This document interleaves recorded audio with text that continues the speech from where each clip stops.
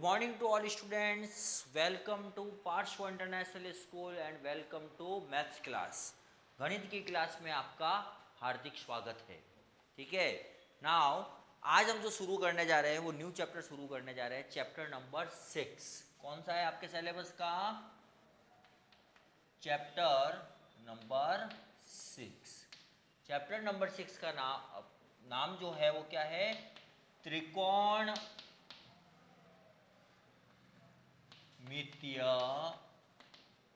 त्रिकोणमितीय अनुपात। त्रिकोणमितीय अनुपात, सिंपल सी बात है। अब हम देखो, लास्ट क्लास में और 9th क्लास में हमने पढ़ा था त्रिभुजों के बारे में। पढ़ा था क्या? नहीं पढ़ा था? त्रिभुजों के प्रकार के बारे में पढ़ा था, उसके कुछ हमने पास पे गुणधर्म थे, उसके बारे में हमने बात करी थी, है कि नहीं? आज हम सबसे बड़ी बात इस जो चैप्टर में जो काम आने वाला जो त्रिभुज है वो हमारे पास में कौन सा? समकोण त्रिभुज। उसके बाद में बात कर रहे हैं। देखो समकोण त्रिभुज क्या होता है? सिंपल सी बात है, अगर कोई अपन एक ऐसा फिगर अगर अपन देखते हैं, this is A B and C, जिसमें एक कोण जो होता है वो 90 डिग्री का होता है, और ये जो कोण होता है वो होता है न्यून कोण, और ये वाला कोण भी कौन सा हो सकता है? न्यून कोण। बात समझ आ रही? तो ऐसे कोण को हम क्या कह सकते हैं? 90 डिग्री के कोण को हम क्या बोलते हैं? समकोण त्रिभुज। अब हमारे पास में मान लो हमने ये माना 1 मिनट के लिए, इसको अगर ये कोण थीटा है, हमने न्यून कोण क्या माना है? इसको थीटा। ठीक है, तो उस केस में हमारे पास में ये वाली वैल्यू क्या हो जाएगी? आधार। ये क्या हो जाएगी? आधार। इसको हम क्या बोलते हैं? कर्ण। और इसको अपन क्या बोलते हैं? लंब। बात समझ आ रही? अगर मैं यहां पर समकोण त्रिभुज में मान लो मेरे पास में वापिस एक समकोण त्रिभुज का मैं कर रहा हूं, ए बी और सी। अगर ये कोण वापिस 90 डिग्री है, बच्चों ध्यान रखना, अगर कोण ये 90 डिग्री का है और यहां पर इसका न्यून कोण है थीटा, क्या है? थीटा, तो उस केस में जिससे थीटा अटैच होता है वो हमेशा क्या होता है? आधार होता है। क्या होता है? आधार। तो थीटा अगर है तो इसको अपन क्या बोल सकते हैं भाई? आधार। और इसको अपन क्या बोल सकते हैं? अगर ये आधार है तो ये क्या हो सकता है? आधार। और ये क्या हो सकता है? लंब। और इसको अपन क्या बोल सकते हैं? कर्ण बोल सकते हैं कि नहीं बोल सकते? ठीक है, पहली बात ये बात समझ में आ गई आपको। दूसरी बात क्या है? अगर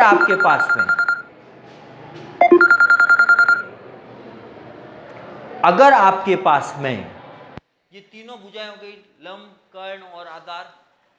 लंब, कर्ण और आधार, तो भाई सिंपल सी बात है, पाए अगर आपको कोई भी दो भुजा अगर दे रखी हो, कोई भी दो भुजा अगर आपको दे रखी है, तो आप तीसरी भुजा पाइथागोरस थ्योरम के थ्रू ज्ञात कर सकते हैं। तो पाइथागोरस प्रमेय क्या होता है भाई? सिंपल सी बात है, पाइथागोरस प्रमेय क्या होता है कि भाई दो भुजा अगर दी हुई है, कोई भी समकोण त्रिभुज की अगर दो भुजाएं अगर आपको दी गई है, तो आप तीसरी भुजा आसानी से ज्ञात कर सकते हैं। और तीसरी भुजा हम कैसे ज्ञात कर सकते हैं? दिस इज कर्ण स्क्वायर। कर्ण स्क्वायर बराबर आधार स्क्वायर प्लस लंब का स्क्वायर। इस प्रकार से हम ज्ञात कर सकते हैं कि नहीं कर सकते? कर सकते हैं। अगर यहां से मैं आधार स्क्वायर का मान ज्ञात करूंगा तो क्या होगा? कर्ण का स्क्वायर माइनस लंब का स्क्वायर। कर्ण हमेशा पहले आएगा, नहीं तो वैल्यू नेगेटिव में आएगी, ये ध्यान रखना यहाँ, राइट? और अगर इसी प्रकार से अगर मैं लंब की वैल्यू फाइंड करता हूं तो लंब का स्क्वायर इज इक्वल टू कर्ण का स्क्वायर माइनस आधार का स्क्वायर। ये बात समझ में आई साहब? ठीक है। अब अगर हम तीनों भुजाओं का अगर अपन कंपैरिजन करते हैं, मान लो, तो भाई सिंपल सी बात है, कर्ण और अगर मैंने लंब के मध्य में कंपैरिजन किया तो हमेशा कर्ण बड़ा होगा। भुजा बड़ी कौन सी होगी? कर्ण बड़ा होगा। ध्यान रखना, बात समझ आ रही? अगर मैंने कर्ण और आधार के बीच में कंपैरिजन किया तो भी कर्ण बड़ा होगा। ठीक है। अगर मैंने दोनों भुजाओं का सम किया, मतलब आधार प्लस लंब दोनों का योग करके देखा तो ये दोनों का भुजाओं का योग जो बड़ा होगा वो किससे होगा? कर्ण से बड़ा होगा। ये साइंटिफिकली प्रूव है, क्योंकि कर्ण सबसे बड़ी भुजा होती है। तीनों भुजाओं का अगर मैं कंपैरिजन करता हूं तो कर्ण हमेशा क्या होगी? तीनों भुजाओं के कंपैरिजन में सबसे बड़ी भुजा कौन सी होगी भाई? कर्णी बड़ी भुजा होगी। अगर इन दोनों आधार और लंब का अगर योग कर देता हूं तो उस केस में दोनों का योग हमेशा बड़ा होता है कर्ण के कंपैरिजन। बात समझना? हमने 9th क्लास के अंदर ट्रिग्नोमेट्रिक रेशियो की बात करी थी। देखो ट्रिग्नोमेट्रिक रेशियो क्या क्या होते हैं।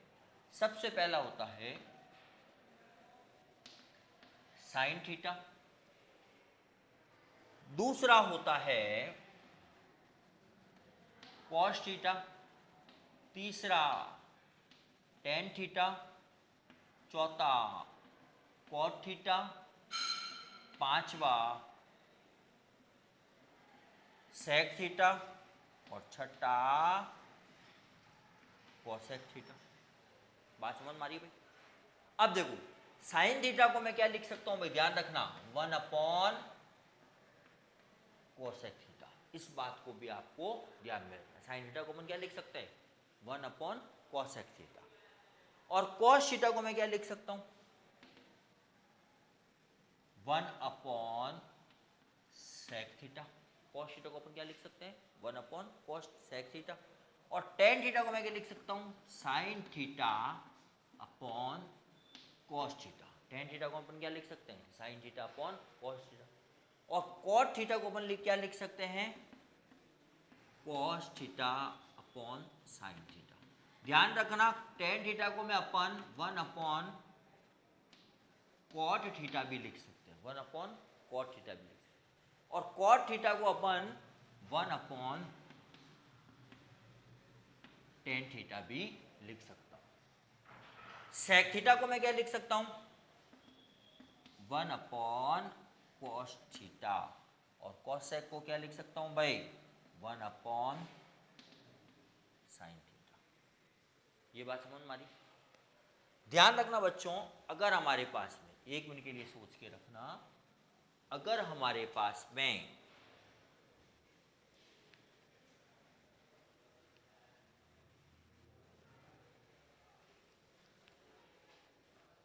सपोज करो मेरे पास में कोई भी दो राइट एंगल ट्राइंगल है।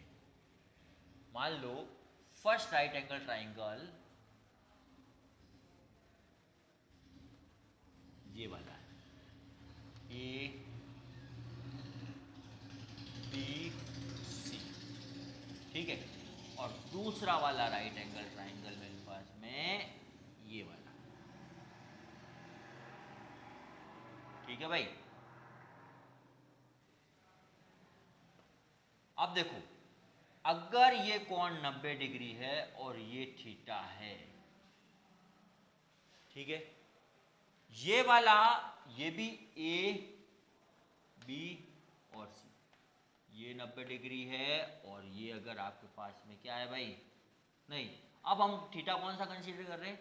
ये वाला। तो बच्चों ध्यान रखना, sine theta is equal to, देखो एक फॉर्मूला ध्यान में रखना, लाल बट्टा कक्का क्या होता है?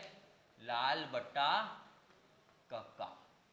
लाल बटा कक्का को कैसे यूज करते हैं, देखो पहली वैल्यू होती है साइन थीटा की, लंब बटा कर्ण, कॉस थीटा के लिए आधार बटा कर्ण, टेन थीटा के लिए लंब बटा आधार।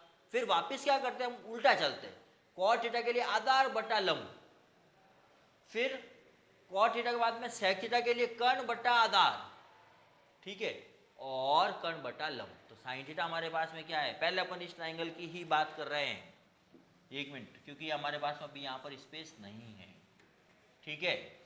तो हमारे पास sine theta is equal to क्या हो जाएगा, लंब बटा कर्ण, और लंब बटा कर्ण की वैल्यू कितनी, लंब कितना हमारे पास में, अब इस केस में लंब कौन सा हो जाएगा, ए बी, और कर्ण कौन सा है, ए सी। ये बात समझ में आ रही है आप लोग। इसी प्रकार से कॉस थीटा, कॉस थीटा के लिए क्या हो जाएगा, आधार बटा कर्ण, आधार बटा कर्ण, और आधार की वैल्यू हमारे पास में क्या है, बीसी, और कर्ण की वैल्यू कितनी हो गई, एसी, ठीक है। साइन कॉस टेन थीटा क्या हो जाएगा भाई, टेन थीटा के लिए लंब बटा आधार, लंब बटा आधार, और लंब की वैल्यू कितनी है भाई, ए बी, और आधार की वैल्यू बी सी, आधार हमारे पास में बी सी है। साइन कॉट थीटा को हम कैसे लिख सकते हैं भाई, कॉट साइन कॉस टेन हो गया आधार बटा, उल्टा चलेगा, आधार बटा लंब, और आधार क्या हो जाएगा, बी सी अपॉन लंब क्या हो जाएगा, ए बी। सेक थीटा हमारे पास में क्या हो जाएगा भाई, सेक थीटा की वैल्यू हमारे पास में आ जाएगी कर्ण बटा आधार, कर्ण बटा आधार। तो कर्ण हमारे पास में क्या है यहां पर, ए सी अपॉन आधार कितना है, बी सी, और ऐसे कैसे कॉसेक थीटा अगर है तो कॉसेक थीटा के लिए वैल्यू क्या हो जाएगी भाई हमारे पास में, कर्ण बटा लंब, कर्ण बटा लंब, ठीक है। तो कर्ण हमारे पास में कितना है, ए सी, और लंब कितना हो गया भाई, ए बी। अब अपन जब ध्यान से देखेंगे इसको तो sine theta A B upon A C, और कॉसेक थीटा क्या हो रहा है, ए सी अपॉन ए बी हो रहा है, दोनों के एक दूसरे के रेसिप्रोकल है। और ऐसा कैसे, कॉस और सेक एक दूसरे के रेसिप्रोकल है, और टेन और कॉट एक दूसरे के रेसिप्रोकल होते हैं, ठीक है बेटा। इन चीज़ों को आपको ध्यान में रखना है। नेक्स्ट क्लास में हम डिस्कस करेंगे trigonometric table, about the trigonometric table, how to create, और स्टैंडर्ड एंगल के बारे में, स्टैंडर्ड एंगल की बात करेंगे हम नेक्स्ट क्लास में, और ट्रिग्नोमेट्रिक टेबल को हम क्रिएट करेंगे। Thank you.